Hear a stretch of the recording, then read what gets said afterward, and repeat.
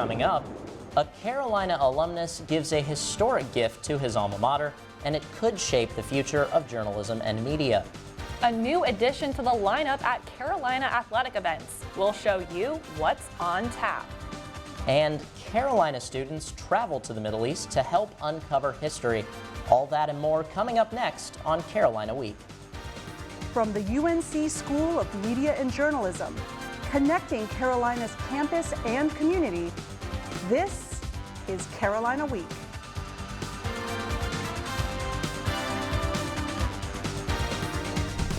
A major announcement takes Carolina students by surprise. Good afternoon, I'm Adam Jordan. And I'm Jilly Kuhn. Thanks for joining us. Let's get right to our top story. It's the largest gift ever given to media and journalism at Carolina, something that hits close to home for all of us here at Carolina Week. And with the donation comes some pretty big changes. We have reporter Peyton Tysinger live outside Carroll Hall with more. Peyton?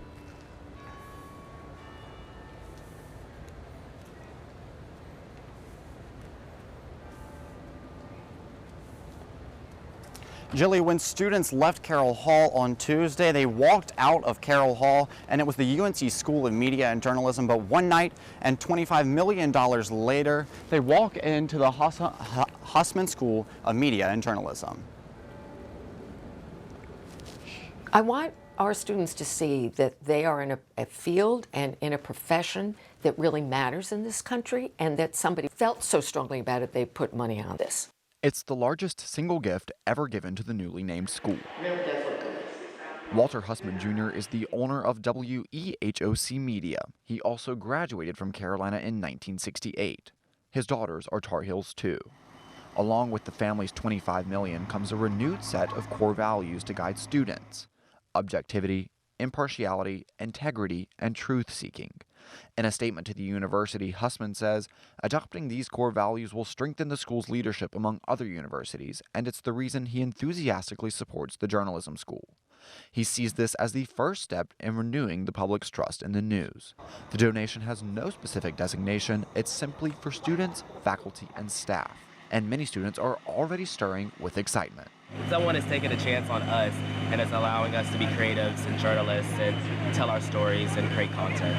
By giving this donation, it's really allowing us to step outside the box and have a lot more opportunities than we have in the past. I think the journalism school is a great school, and with this money, we can do a lot more things out of the school and in the school.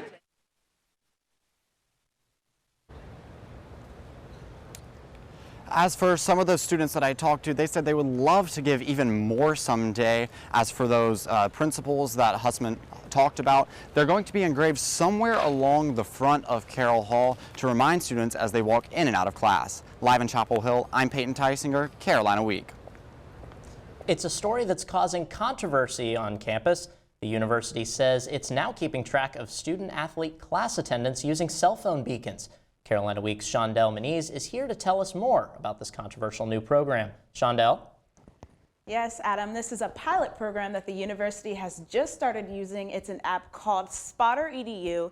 It's downloaded on the athletes' phones, and it uses beacon technology to automatically transfer or tell whether the athlete has made it to class or not. Only a select group of student athletes are being tracked right now, and the university won't say which teams they belong to or if there will be more students tracked in the future. The student athletes and faculty we've talked to so far have mixed feelings about the program. Some say it's an invasion of privacy, and others say it streamlines the process of taking and reporting attendance. Adam? Thanks, Shondell. New sights and sounds were all over Kenan Stadium this Saturday. Eric Church music, artificial turf, lighting the bell tower blue, and alcohol sales. I found out how the athletics department handled offering beer and wine at concession stands for the first time, and what administrators may change going forward. My Fitbit said I had 25,000 steps on Saturday. I think I walked the concourse 4 different times for that very reason, just to observe firsthand how it was going. Senior Associate Athletics Director Rick Steinbacher walked this quality control marathon on Saturday to see the effects of the new beverage offerings at Kenan. We sold about 12,400 beers The athletics department limited the distribution of beer and wine to 20 locations around the stadium. But we wanted to, at least for this first game, do it in some kind of restricted way. Fewer points of sale. We ended service at the start of the third quarter instead of the end of the third quarter. While the beverages were prohibited in the student section, junior Carter Searcy believes alcohol sales can be a good thing for the game atmosphere, though it presents certain safety challenges. Definitely has its own unique risks associated with it, so I think the appropriate monitoring within the stadium and rideshare programs and everything like that can address some of the new risks are very important. But according to Steinbacher, studies show stadiums that sell alcohol can actually keep fans safer. People binge drink before games less. The alcohol in the stadium is now served by a licensed bartender, so there's always ID checks. There's no service of inebriated folks. The department says it's open to expanding alcohol sales in the future. So our hope is something we can do for the long term, and then that's when we'll start thinking about possibly expanding it to other sports. Steinbacher says that there were 8 reported incidents related to alcohol at Saturday's game. There's a new chief of police on campus. UNC hired David Perry after a nationwide search. He has a 25-year background in law enforcement and campus safety. He served as police chief at Florida State University for 14 years. Perry is also Carolina's first black chief of police. Big news out of North Carolina's 9th Congressional District. Republicans will hold on to their seat. Republican State Senator Dan Bishop defeated Democrat Dan McCready with just more than 50% of the vote. North Carolina Board of Elections ordered Tuesday's special election after a scandal involving ballot fraud by Republican Mark Harris's campaign last year. 18 years ago today, the United States experienced the worst act of terrorism in its history. Those who are old enough to remember it can tell you exactly where they were and how they felt when America was under attack. Reporter Cambria Haro takes a look back at what happened at Carolina on September 11, 2001.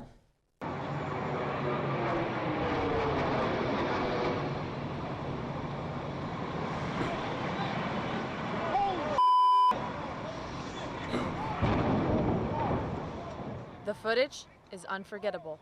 2 planes hit the Twin Towers in New York City. Another crashes into the Pentagon. A 4th into a field outside of Pittsburgh. Carolina students watched on a television in the Student Union. Jane Choi was a UNC freshman on September 11th, 2001. I think I just kind of walked around in a daze because everybody else there was as well. About 10,000 people streamed into Polk Place, the largest gathering ever recorded there. They held hands and listened for words of comfort and hope.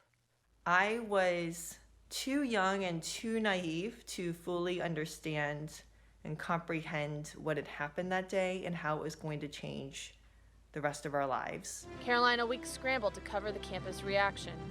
Members of the Chapel Hill community are also hoping for word about UNC alumni who were in the area at the time of the horrific events. The university soon got word that 6 alumni were among the 3,000 who lost their lives in the terrorist attacks. A memorial for them stands here on Stadium Drive with a quote from then-Chancellor James Measer that Tar Heels gather strength from each other.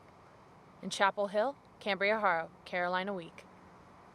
And you can hear from other UNC alumni who were on campus on 9/11. Just head to the Carolina Week Facebook page. Coming up, UNC students travel to Israel to unearth an amazing discovery.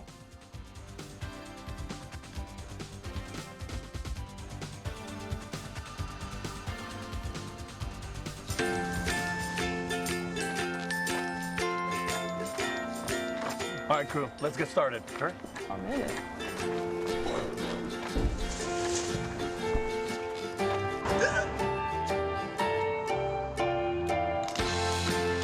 Don't ignore the law. You must call 811 at least 2 to 3 days before any digging project so you can avoid hitting our essential buried utilities. For digging projects big or small, make the call to 811. Meet Blue. Blue's not feeling well. The prescription? Generic medication. Blue wonders, do they really work as well as name brands? Yes, generics and name brand medications do work the same. Even though they may look different, generics have the same key ingredients.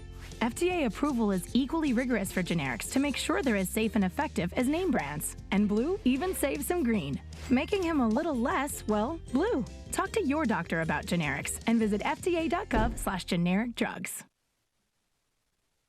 Carolina students are calling it a trip of a lifetime. That's right, they traveled 6,000 miles to take on some very important work. UNC archaeology students headed to Israel this summer to excavate an ancient synagogue. Carolina journalism students joined them to document the dig. The massive operation also uncovered pottery, mosaics, and coins. The artifacts add to what is known about 5th century Jewish history and help with interpretation of religious texts.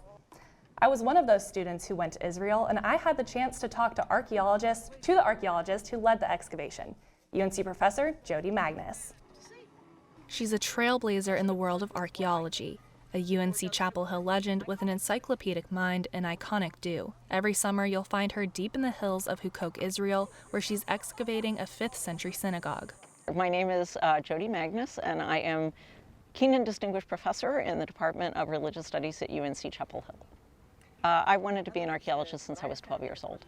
In 7th grade, I had a really good history teacher, and we did ancient history, and I fell in love with ancient Greece, and especially Athens. And I had the usual childhood fascination with dinosaurs, and also was finding fossils of shells at Girl Scout camp, and it all just came together, and I decided I wanted to be an archaeologist, and that's all I wanted to be since then. Most 16-year-olds try to persuade parents to buy them a car or give them a curfew extension. Jody wanted something a little different, to finish high school in Israel. I was going to Jewish day school at the time in Miami, and so I was learning some Hebrew. I didn't know much Hebrew, but my parents don't know any Hebrew. So when they would talk to me, I would respond in Hebrew, and eventually I wore them down. Following her time at boarding school in the Negev desert, Jody went on to Hebrew University, where she finally got to get her hands dirty. As an undergrad student, Jody went on her first dig in the Jordan Valley. She did the low-level manual labor there, as I'm doing today. Now she's risen through the ranks to become one of the most highly respected archaeologists in the world. Since 2011, Jody has been in Hukok working on this project. Anyone who comes on the dig will tell you it's an experience like no other, with special care put into every detail, down to the breakfast Jody provides for her staff and students.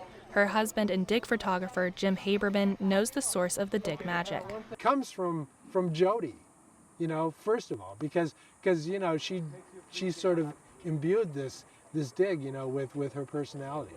So at any rate, I think the dig is really a tremendous reflection of Jody and how positive and how good she is. Jody and Jim have been together 18 years. This is the second time he's taken dig photos for his wife, who says they work well together. Yeah, I think we make a great team, right? Well, my husband's wonderful anyway, you know. So he doesn't have any choice. He has to come because I told him I'm not going to pay for a photographer when I'm married to one. And of course, we have the best photos because we have the best dig photographer. The best archaeologist and the best dig photographer seems like an unstoppable pair. Jody will be the first to tell you that she doesn't think she's among the greats, one of the best in her field, or a headliner in the world of archaeology. No, and I still don't think I'm such a big name. But she is, and perhaps it's her constant quest for understanding that puts her there. The more I dig, the more I don't understand what's going on. Well, I mean, I was just over at the synagogue area, and we thought we understood a certain sequence of the building, and now what we've dug up in the last couple of days completely overturns that. So we're kind of back to square one. Do you think that's kind of fun? Yeah. Magnus will be using the discoveries in Israel to answer some important questions. Reporter Elena Pirtle tells us more. When the dust settles and the Hukok excavation project is over, UNC professor Jody Magnus hopes to answer two research questions. First, did Jewish settlements in Israel decline in the 4th century under Christian rule? And second, were monumental synagogues in the area built before or after Christianity became the official religion of the Roman Empire?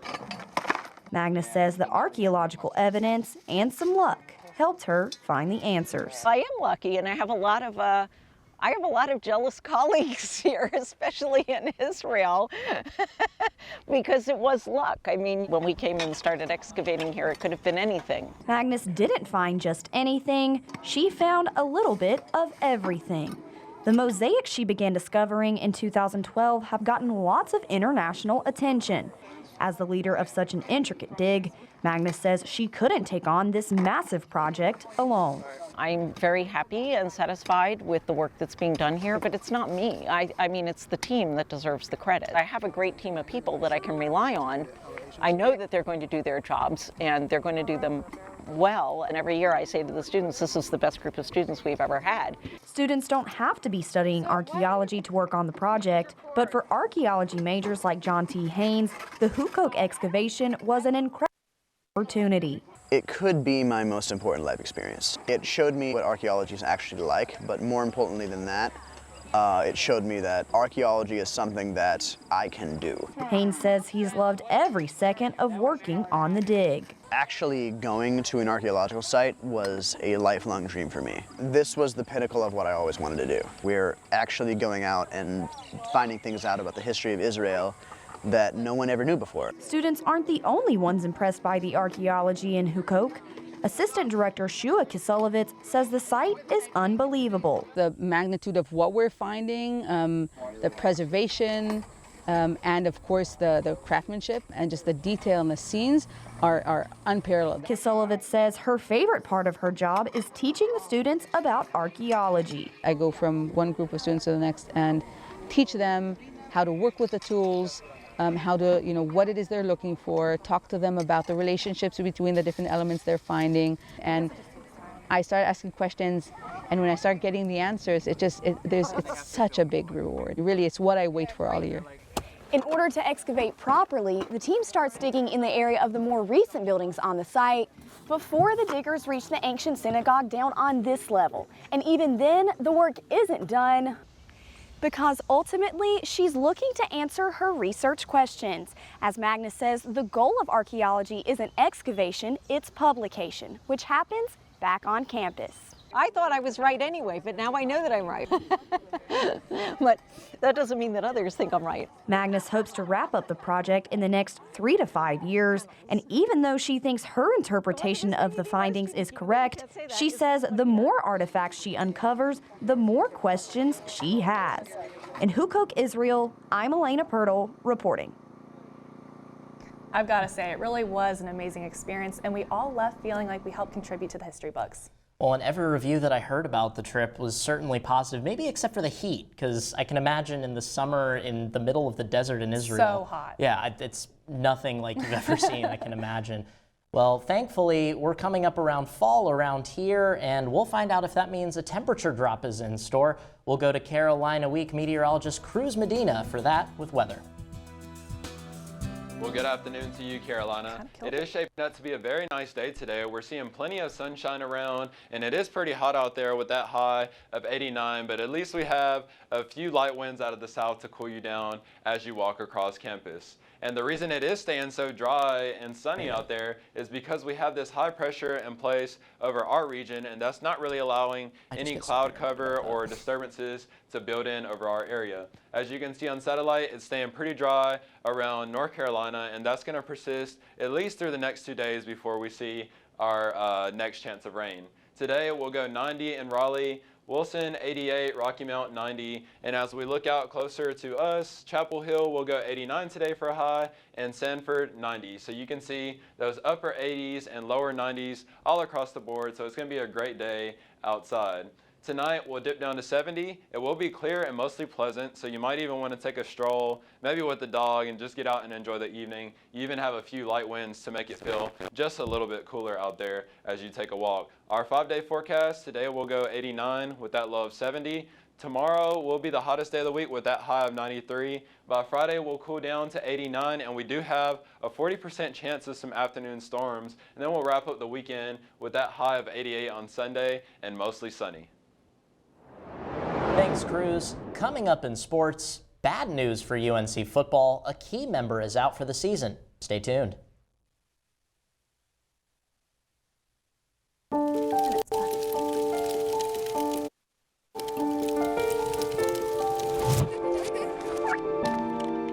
Did you know parking over tall, dry grass can spark a wildfire? Only you can prevent wildfires.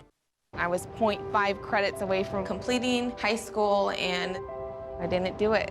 My support team never stopped pushing for me to be better because they knew who I could become as a person.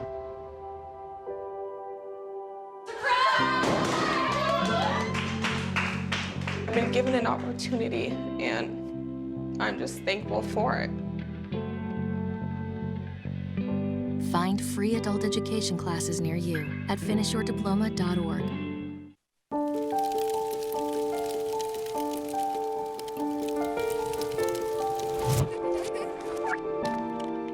Did you know parking over tall, dry grass can spark a wildfire? Only you can prevent wildfires.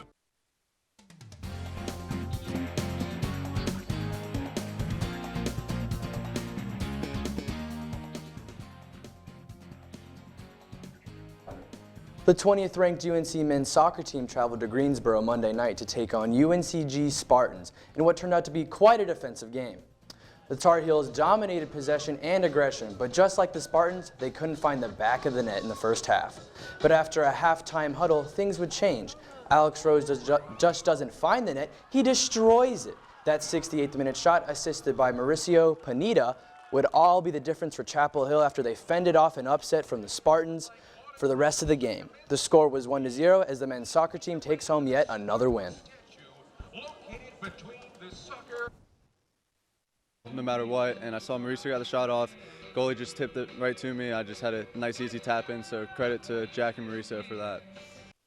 Now, big news from the gridiron. Starting senior cornerback Patrice Rene announced on Monday that he will miss the remainder of the football season due to an ACL tear suffered during the Miami game on Saturday. Now, this is a huge blow for Carolina as Rene is a key piece to their defense, putting up big numbers last year, having 31 tackles, 2 interceptions, 5 pass breakups, and a fumble recovery. He's expected to have another breakout season, and Rene took to social media to announce, posting a positive message to his family, friends, and fans, saying he will come back stronger than ever. He would be allowed to return to UNC next season with a medical red shirt. However, he will graduate this December. Joining Rene on the injury report, senior starting center Nick Polino is out indefinitely following the game on Saturday. Though his injury is not specified in the report, we do know it's a lower body injury. He hopes to return later this season. UNC plays Wake Forest on Friday, and with Rene and Polino out, the Heels will need to have junior Greg Ross and sophomore Brian Anderson fill in some big shoes. Wake is a pretty solid team, but I'm predicting an interesting game. Possibly a rough first half for the Heels, but I believe they will prevail. Why? Because freshman Sam Howell has ice in his veins. That's it for the Sports Block. Back to you guys. Thanks, Brian. If you walk through Polk Place at night, you might be caught off guard by faces in the trees. It's actually an outdoor installation by Australian artist Craig Walsh. It honors 3 women who were influential in the voting rights movement in North Carolina. Their faces are projected on a tree in the quad until 11 each night. The exhibition is part of the Carolina Performing Arts Center's larger initiative to honor female leaders. The installation runs through September 17th and then moves to Chapel Hill Public Library.